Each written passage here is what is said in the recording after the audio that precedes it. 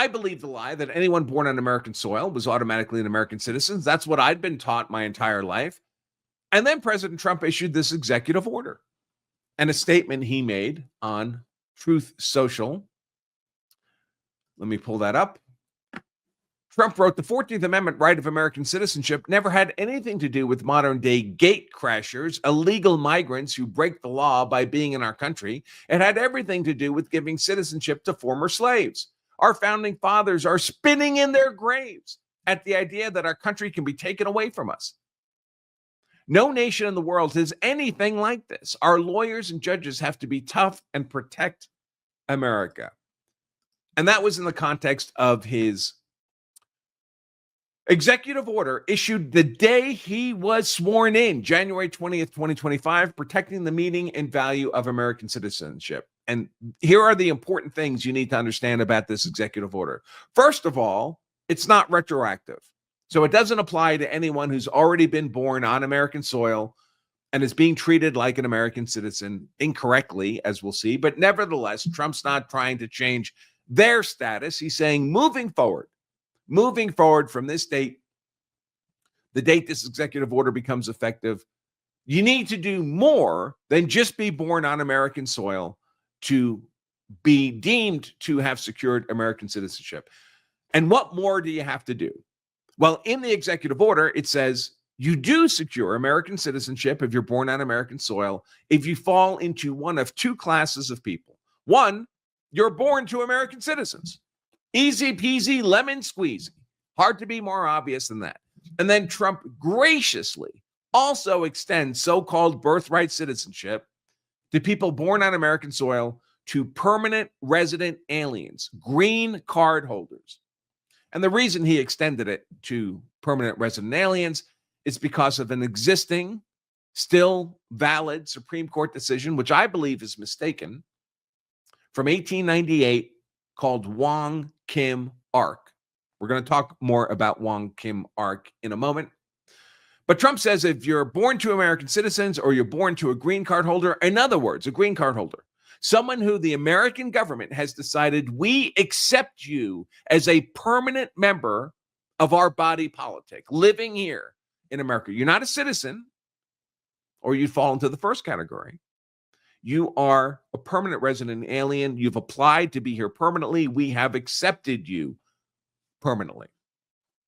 And it's important to understand these different classes of status, presence status in the United States, because each of them has very different rights and privileges, both in and of themselves and for purposes of what their children acquire upon being born. In fact, I have a little chart here.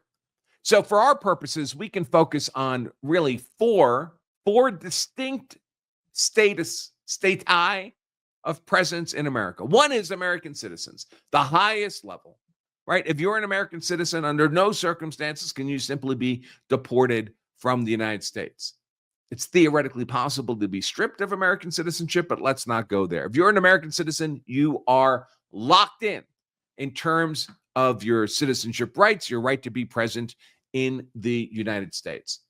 Then the level just below that is permanent resident alien, green card holders. These are the people covered by Wong Kim Ark, that Supreme Court decision. And these are the people who were included in Trump's executive order, along with American citizens. So children born to American citizens, children born to permanent resident aliens, even though I think that's a mistake, the executive order says their children born on American soil will be treated as American citizens. The federal government will give them documentation of American citizenship, a passport, all that jazz. And they'll be treated for other purposes as American citizens. But those are not the only categories of people who are present in the United States. We also have transient migrants. At least they're supposed to be transient migrants. They're only supposed to be here for a limited period of time. These are H-1B holders. These are student visa holders, work visa holders, tourist visa holders. These are people who come to America, typically first traveling through 194 other nations, but they want to seek asylum in America, not anywhere else in the world, which is why their asylum claims are invariably bullshit, as the French would put it. All of these people are in a transient migrant status. They're all expected to go home. In the case of asylum seekers, it's a transient status in the sense that either they'll be granted asylum and their status will be increased to being allowed to stay, or, as 99% of them are, they'll be denied status and they no longer have any legal privilege to be present in the United States. And then, of course, then we have the invader, especially the illegal migrant third world invader, present in our nation with zero legal authority. As you might expect, would have the least claim on any facet of American citizenship. But under Trump's executive order, children born to these transient migrants, many of whom come here under tourist visas, by the way, 9 months pregnant just to bear a child on American soil and falsely claim citizenship for that child, transient migrants and invaders, their children have no claim to American citizenship simply by being born on American soil. That's what Trump's executive order says. Now, of course, this is a problem for the Democrats because the Democrats cannot get Americans to vote for them anymore. It is just not a thing that happens. In yesterday's show, I shared the polling. Democrats are more than 20% negative in approval by American citizenships. Net 20% negative. Trump's about half that. Republicans are about half that. So Americans don't like politicians generally, but they're going to elect somebody, and it's probably not the party that's in the basement. This has been true for years. That's why the Democrats, for years, especially the last 4 years under Biden, have been aggressively importing tens of millions of illegal migrant third world invaders to replace American citizens as their constituency, as a way to hold on to the political power that the American citizen will no longer grant the Democrats. If the Democrats cannot import and keep in America these 100 million illegal migrants currently in our nation, plus millions more of legal migrants that are almost as big a threat to American national interest as are the illegal migrants, the Democrats would have zero political power. They would be in the political wilderness forever until they fundamentally reform their party or were simply eradicated and replaced with something else. So, each of these distinct statuses matters. Anyone who's talking about birthright citizenship and is not distinguishing between these categories of status is lying to you, because these people do not all have the same rights to be in the U.S. American citizen, absolute right. Permanent resident alien, while you're engaged in good behavior. By the way, green cards need to be renewed every 10 years, so it's not really permanent. But a permanent resident alien can be kicked out of America for engaging in bad behavior.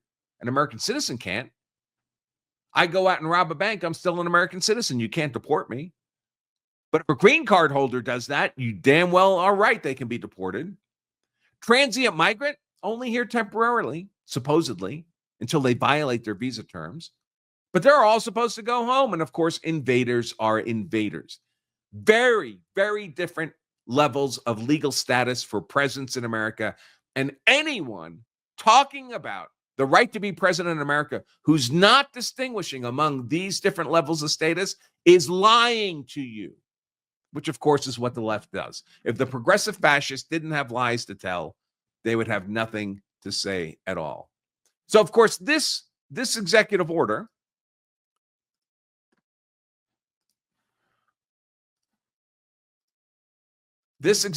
by Trump, starkly constraining birthright citizenship, is an existential threat to the political power of the progressive fascists in America. So, of course, they have to fight against it. And we see remarks like this on social media. Oh, don't worry about this executive order. Birthright citizenship is in the plain text in the Constitution. We're going to see that's not true. And the history of this provision clearly supports it. You mean the lie we've all been taught our whole lives? That doesn't make a lie true just because you said it enough. He says, see also Wong Kim Ark. Yeah, we're going to take a look at Wong Kim Ark. This EO is pure theater. We'll see about that, buddy. We'll see about that. All these people are lying to you. This is one of the many ways they're lying to you. They point to the 14th Amendment of the United States, passed shortly after the Civil War, when America had to deal with the dilemma of huge numbers of just freed black slaves who, under the Dred Scott decision by the Supreme Court prior to the Civil War, had been designated as a people who could not qualify for American citizenship. And they had no citizenship anywhere else. They were born in America, and they had no citizenship anywhere. They were a stateless people. And after the Civil War, America didn't want that to continue. They wanted the free black slaves to be recognized as American citizens. So they passed the Citizenship Clause, Section 1 of the 14th Amendment.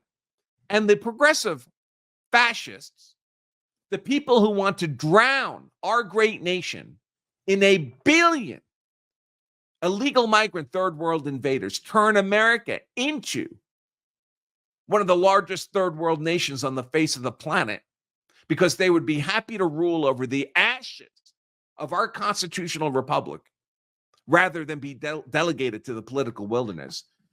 Those progressive fascist liars want you to believe that this is what the 14th Amendment says. All persons born or naturalized in the United States are citizens of the United States. You see that big gap there in the middle? I put that there because they obfuscate that. They delete that language. They pretend that language either doesn't exist or means nothing, as if any word in the U.S. Constitution is supposed to mean nothing. They don't like to talk about the language I've blanked out, because the language I've blacked out exposes the lie. It's not true that all persons born or naturalized in the United States are citizens, because that's not what the 14th Amendment says. The 14th Amendment says this: all persons born or naturalized in the United States and subject to the jurisdiction thereof are citizens of the U.S. So one of the ways they lie is to only recite this part of the 14th Amendment. The other way they lie is to say that, oh, well, that additional part, that just means criminal jurisdiction. And everyone present in the U.S. is subject to criminal jurisdiction, so it doesn't add any additional condition to birthright citizenship.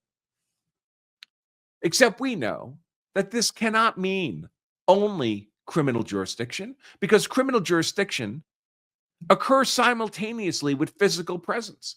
Even if you're an invader of our great nation here with zero permission to be present in the United States, if you rob a bank, you're subject to prosecution for robbing a bank. So being subject to criminal jurisdiction and being physically present are identical. The moment someone's born on American soil, they're obviously physically present and subject to the criminal jurisdiction. If all this meant was criminal jurisdiction, then all that the men who wrote and debated and ratified the 14th Amendment would have needed was this. Because every one of these people is also subject to the criminal jurisdiction of the U.S. So the additional language, the reason they added these additional words, and subject to the jurisdiction thereof, obviously has to mean something more than just criminal jurisdiction. And of course it does. It means political jurisdiction. It means binding ties of loyalty exclusively to the United States, with no bonds of allegiance to any other state. Not being a foreign national. Not being a foreign national. We're going to look at the debates around the 14th Amendment, the contemporaneous debates from the congressional record in which the men who wrote and debated and ratified the 14th Amendment made absolutely clear that this clause does not apply to foreigners. It doesn't. They said so explicitly. Simply because a foreigner is born on American soil is not enough to qualify for American citizenship under the 14th Amendment. It doesn't even apply to Native Americans born on American soil, people who've been in America for thousands of years. clearly born on American soil do not qualify for American citizenship under the 14th Amendment. Why? Because their political jurisdiction is not exclusively to America. So long as they have bonds to their tribe, they do not qualify for American citizenship under the 14th Amendment. And this was so well understood that in 1925, the U.S. Congress passed a statute that said under this statute, Native Americans born on American soil do have American citizenship. And they had to pass that statute because these same Native Americans didn't qualify for American citizenship under the 14th Amendment. This was well understood, both at the passing of the 14th Amendment in 1898 and for a generation afterwards, or they wouldn't have needed that additional statute. They wouldn't have needed that additional statute. Thanks for watching this highlight segment of our full-length Law of Self-Defense live stream. If you enjoyed this content, make sure to give us a like and subscribe for more expert analysis on politics, law, and how to be hard to convict. And to watch the full-length episode of this show, just click right here. Stay safe.